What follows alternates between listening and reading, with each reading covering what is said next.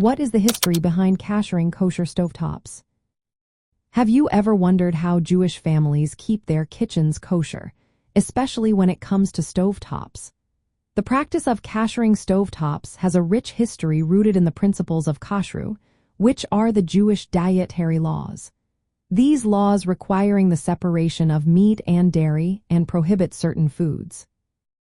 The need to kosher a stovetop comes from the concern that flavors, known as tam, can be absorbed into the surface from non-kosher foods. This absorbed taste can transfer to kosher food cooked afterward.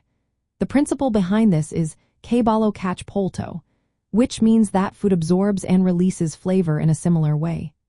Therefore, any non-kosher taste must be removed before using the stovetop for kosher cooking.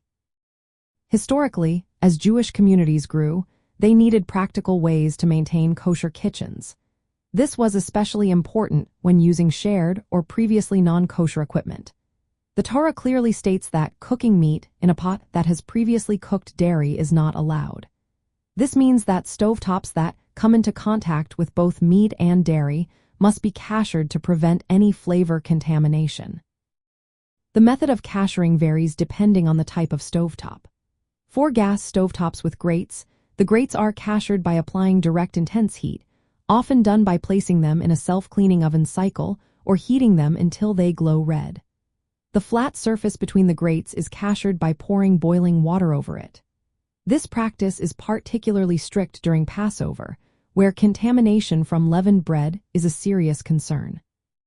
Some families may choose to replace grates or cover them with foil instead of kashering.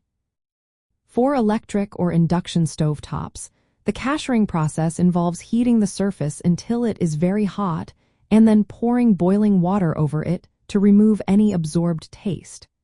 The area directly over the burner usually does not need kashering if it is clean, as it does not absorb taste in the same way.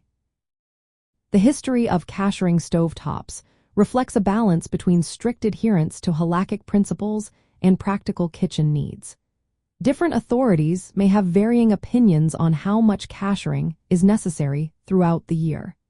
Many Ashkenazi communities tend to be more stringent during Passover than during regular kosher observance. Some authorities believe there is no halachic requirement to kosher a stovetop between meat and dairy use if it is clean and dry, while others suggest kashering for extra caution.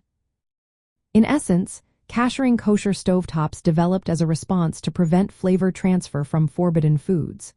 The methods used, such as heat and boiling water, aim to uphold the principles of Kashrut and maintain the kosher status of the kitchen.